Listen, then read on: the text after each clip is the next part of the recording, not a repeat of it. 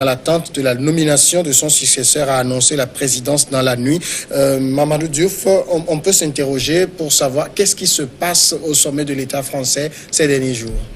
En tout cas, il y a de quoi se poser des questions. Et quand on voit un ministre qui demande à démissionner, que le président de la République refuse, ce n'est pas la première fois.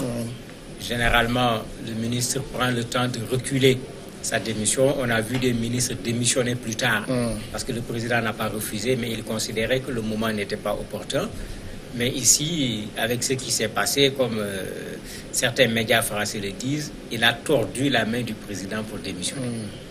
Et c'est là où ça pose problème, parce que cela suppose que, contrairement à ce qui est dit, puisque lui, il parle de candidature aux élections municipales au niveau de Lyon, c'est comme si ce n'est pas ça seulement la cause, et on peut y croire, parce que quand il l'avait dit, il avait dit qu'il démissionne au printemps. Nous ne sommes pas encore au printemps.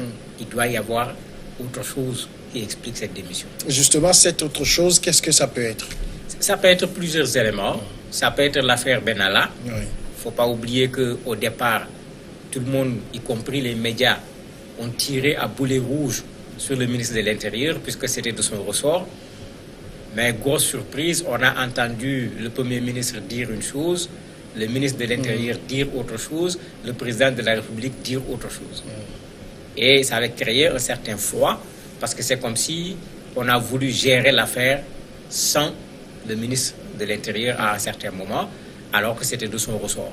Ce qui fait que ça avait créé déjà un certain nombre de difficultés.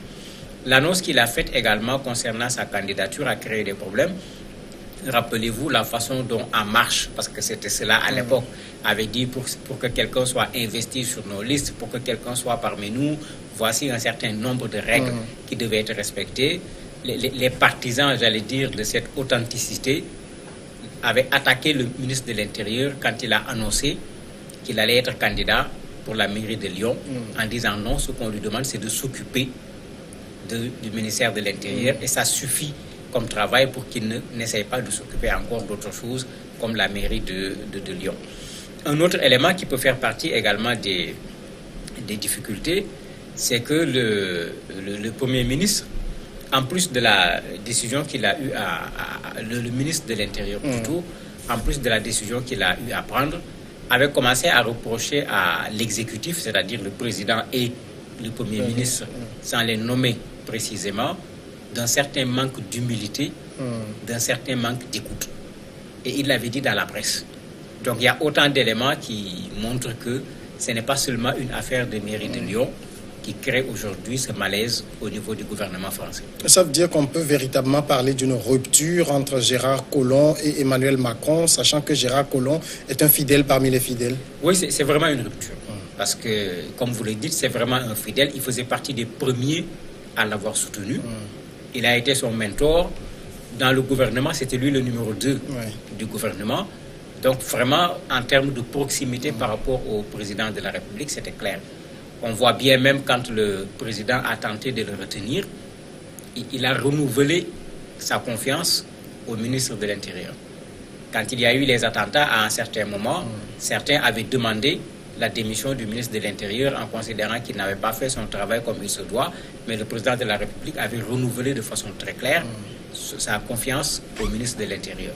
Mais là, il est clair que c'est vraiment le clash entre les deux. Alors, l'Élysée dit quand même que rien de ce qui se passe depuis 48 ne s'apparente à une crise politique. Oui, on est en politique, il faut faire de la communication de crise, il faut faire de la communication politique. Si c'est cela que l'Élysée dit, ce n'est pas ce que dit l'ancien ministre de l'Intérieur, Brice Hortefeux. Lui, il dit clairement que le système Macron, c'est devenu une pagaille politique. C'est la cacophonie, c'est l'inexpérience, c'est l'amateurisme. Vous voyez comment le jugement est particulièrement différent et fait par quelqu'un qui connaît le département de l'Intérieur pour avoir été un ministre de l'Intérieur, lui également. Et ce qu'il donne comme argument, c'est que en 16 mois, 7 ministres ont démissionné et ils ont démissionné de la même façon que M. Collomb. C'est-à-dire en forçant la porte. On n'a même pas respecté la règle habituelle où on peut régler les choses à l'intérieur. Tout est fait d'abord avant qu'à l'extérieur, qu'on sache que telle personne a démissionné. Mais le même forcing a été fait 7 fois. Et pour lui, si l'Élysée dit qu'il n'y a rien au niveau du gouvernement, lui, il pense qu'il y a quelque chose. N'oublions pas également que Nicolas Hulot avait démissionné pratiquement au moment de la rentrée gouvernementale. Et sa démission également avait secoué le gouvernement. Donc on ne peut pas dire qu'il n'y a rien. C'est du grain à moudre pour l'opposition.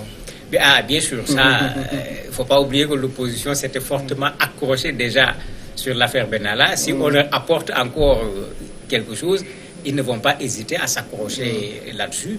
Et c'est ce que les gens sont en train de faire en accusant maintenant le président de ce que les gens posaient comme question au départ, sa jeunesse, son amateurisme, etc. C'est des interrogations qui avaient été posées au début. Aujourd'hui, ce ne sont plus des interrogations. Les gens sont en train de dire que voilà, ils ne pouvaient pas. Et c'est la raison pour laquelle on se retrouve dans cette situation-là. Mais est-ce que tout cela est anormal quand on sait que chaque gouvernement qui passe connaît ses micmacs? Oui, mais c'est qu'ici, le problème, c'est que depuis quelque temps, ce n'est pas seulement Macron. Macron et le gouvernement français, dans les sondages, ça dégringole. Oui. Donc les gens se plaignent et les sondages de plus en plus montrent que vraiment les choses vont vers le bas. Ce n'est certainement pas le moment pour une telle chose. Et je me dis que ça fait partie de ce que le président Macron avait compris en voulant garder le ministre de l'Intérieur, parce que ça allait être un coup dur pour un exécutif qui déjà est au plus bas au niveau des sondages. Donc ils n'avaient pas intérêt à ce qu'on mette encore au niveau des médias un problème qui également va faire en sorte que si on fait aujourd'hui des sondages, vous allez voir, les choses vont encore chuter, puisque les populations vont se poser la question, mais qu'est-ce qui se passe au sommet de l'État pour qu'on ait des départs, parce que le départ est déjà un problème, on ne démissionne pas pour démissionner quand même. Mais mieux qu'on ait des départs de la sorte, puisque le Premier ministre était à l'Assemblée en train de répondre à des questions. Le ministre de l'Intérieur a boycotté la séance. Et c'est là-bas qu'on a donné une note au Premier ministre pour lui dire que le ministre de l'Intérieur a renouvelé sa demande de démission. Et ce n'est même plus une demande de démission. Il a montré clairement qu'il va partir. Bon, ça veut dire que même si le gouvernement dit qu'il n'y a rien, avec ça, ça montre clairement qu'il se passe quelque chose qu'on ne veut peut-être pas reconnaître. Est-ce que parmi les fidèles d'Emmanuel Macron, il y a quelqu'un qui soit la trempe de Gérard Collomb? C'est pas évident. C'est pas évident parce qu'on n'avait pas fait de lui un numéro 2 par hasard.